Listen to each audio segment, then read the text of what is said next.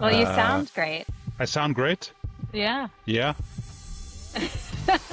Let's continue like this. I don't like the way I look. You look dialed in. Thank you. So once again, good morning, Kelly. Good morning. Great to see you again. It's been a while. Let's talk leadership. Yeah. I'm excited. This is awesome because you are my first podcast guest in the, how should I say it, in the core of leadership. Yeah. Because that's what you do. Yeah. But let me start by asking you, you come from Richmond. That's right. You worked in New York, and then you went east to Stockholm. Why? Very far east. Why did you do that? Good question. So I moved to New York in, when was it? 2012, early 2012. And I was working in recruitment there. At the same time, met a Swede who was also living in New York. And we met there and lived together there and were dating for years. And then we decided that it was time for a change and we wanted to leave the city. And then, yeah, like almost 10 years later, we're still here. It's presented a lot of really great opportunities, professionally and personally. I do have to say the weather is not my ideal, kind of zone, but we're getting through the long winters. The summers make it worth it. And damn it, we're just about to start I the know. winter. We're in it. So on the pro side, what is to say about Stockholm or Sweden? Yeah. I think there's for having a young family here, it's amazing the just resources that are available. And also just I think the focus on family life is much greater here than it is in the States. It's more accepted and understood of especially for working parent and maybe I'll say for a working mother as well, that there is a juggle there and that there are conflicting sometimes priorities. And I think that is much more accepted as normal. And, hey, family is not something that an employer has to deal with, but it's something that's, comes with the whole person. And I think that's something that's much more accepted in culture and work culture here than in the States. So I really, really appreciate that aspect of it. What you said about the Swedish culture actually gives me a great transition to who you are and to what you do for business or in business, because you are a builder at heart, I read. Yes. For systems, for people, for culture. And as a matter of fact, I know that you are also a builder with a heart. Um, so, Thank you. so tell me more about what you do and what it means to be a builder at heart. Yeah. Yeah, I think that's where I thrive the most. That's where I get kind of the most joy from my work is building things. And that means also making sure that, from a people function perspective, we're building things in line with the needs of the business. I think there's historically been, and I think this has changed for PeopleOps and HR in the last 10 years or so, or maybe more, but historically more of a HR is thought of as a kind of a compliance driven arm and something that is, process tacked on that may or may not excel or hinder the business. So I think it's building instead with the business and with the current needs of the people in the business as well. And that can shift and change depending on the phase that the business is in. Is it in hyper growth and scaling? Is it in we need to kind of tighten the budget and heads down and execute? How can you still build and maintain what you need to from a people function perspective during all of those phases and with the people who we have too? Is it are we in the office? Are we global, remote? How do you think about all of those aspects of the business and the people that make up that business to make sure that things are built and rebuilt and iterated on in a way that helps everyone function better and hopefully brings a little bit more joy to the day as well. We spend a lot of our time at work and with the people that we work with, and how does that look? How does that feel to the people who are coming in and spending, hours of their lives with working together, working towards a common mission, and what does that look like, individually and for a whole from a culture perspective, from a process perspective, and how do we make all of that, kind of cohesive and fit together. And I think there's no one right answer. And that's the beauty of it, right? Is that what fits one group of people is not going to fit another. And how do we figure that out? And how do we kind of get under the hood and understand what makes each culture, each person tick and how to serve that? What I'm hearing you say is that in the past there was this one way forward in HR, this one standard, Yeah. and nowadays it's very much customized towards the business. It's customized towards where the state of the business or the culture of the business is. Is that right? Yeah, I think so. I mean, that's, broad strokes, but yeah, I think that's in general kind of how I view things and how I think the industry as a whole views this moving forward for sure. What is the current hot topic in leadership in HR? What is the new trend that makes businesses and company cultures and individuals perform even better? Is there something that has come up during the last recent years? I mean, I think it again kind of depends on the team and the manager and leader. The obvious one is AI for sure, and how to integrate AI processes while keeping things human and connected, because AI can do a lot and replace a lot, but it I don't think can replace that human connection that great leaders and great managers need to have.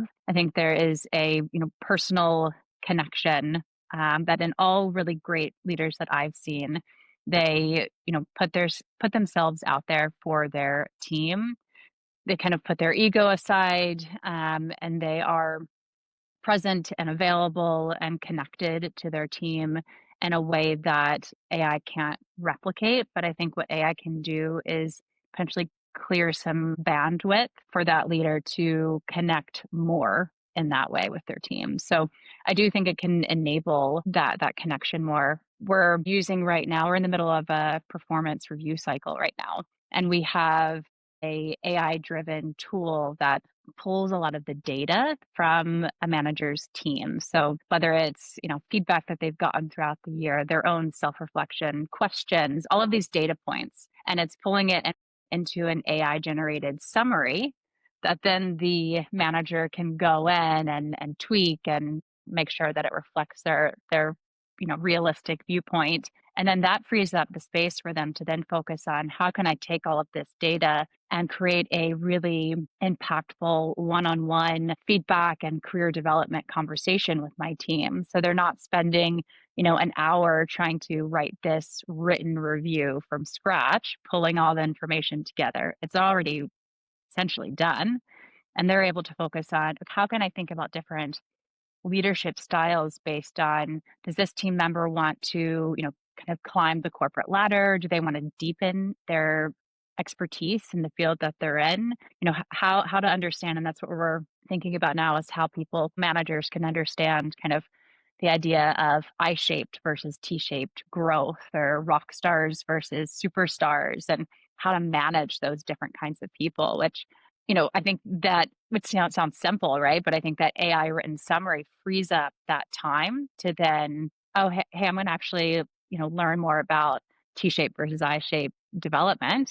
And then I can, help my team navigate that and what they want and how they want to grow within their own professional development. So I think there's a way that AI can free up more time for more human connection. At the end of this short and crisp, but very deep, thankfully, and thanks to you, very deep conversation, let's talk Good. about the candid feedback culture. And do I remember Yeah. right it was called candid feedback, wasn't it? Yes, you have it right.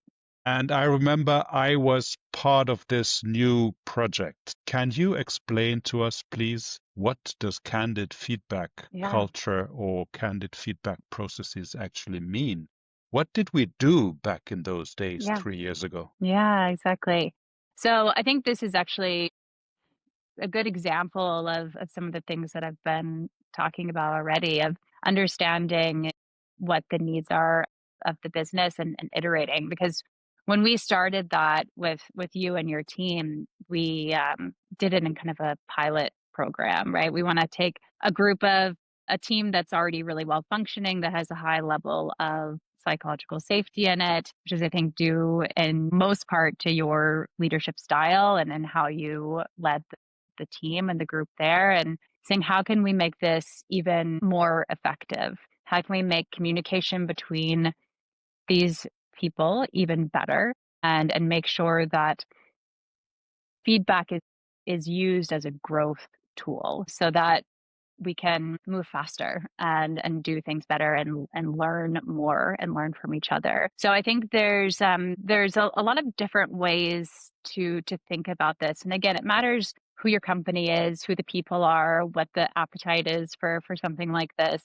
Because I think there is no other companies that have done this to maybe a more raw and candid extreme of having perhaps feedback that is challenging to hear in a maybe open forum or whatever that might work for that group or for that person. But I think how we did it too is focusing on positive feedback at first and getting people used to using that feedback muscle through sharing positive feedback with each other. So I remember a couple of cases where we did, kind of had everyone together and did like popcorn positive feedback and kind of bounced around the room and the group and shared what we thought the other person was handling well, or was on a merchant call and they, answered a tough question in a really good way, or they supported someone else in that way. And then it was about also not pointing out the negative, but rather finding growth areas for each other and helping that person work on that. So I think when people think like there's a saying, feedback is a gift, kind of like roll your eyes at that a little bit, because sometimes feedback or constructive feedback can be really hard to hear. And it doesn't feel like a gift at the moment. But I think if it's delivered with the intention to serve the other person, even if it might feel difficult to hear in the moment, you realize that you are able to grow from that. And again, the person who's delivering it has to have that positive intent and understanding that we are helping each other grow professionally, personally, and kind of get to that next level even faster than if we were kind of all maybe working in a vacuum and nobody was talking to each other, and we didn't get that feedback from each other, which would maybe be a little bit more comfortable, but wouldn't allow us to grow in the ways that we needed to grow. I think if somebody's giving you feedback, it's because they care, right? They're taking the time to share that. Typically it's because they care, and they're showing you that they are invested in your growth and your performance and how you do.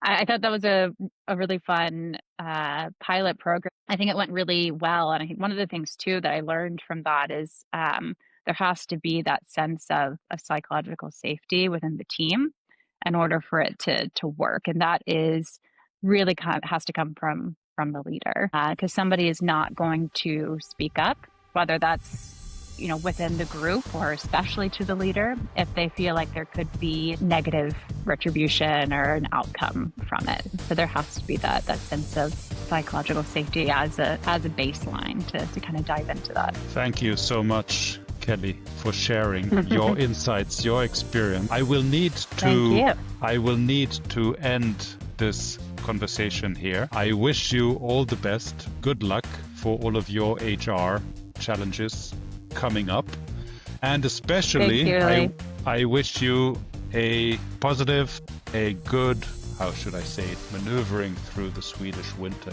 Thank you. We're at the easy part now. We've got some holidays to look forward to, and then January comes the real white knuckling through it.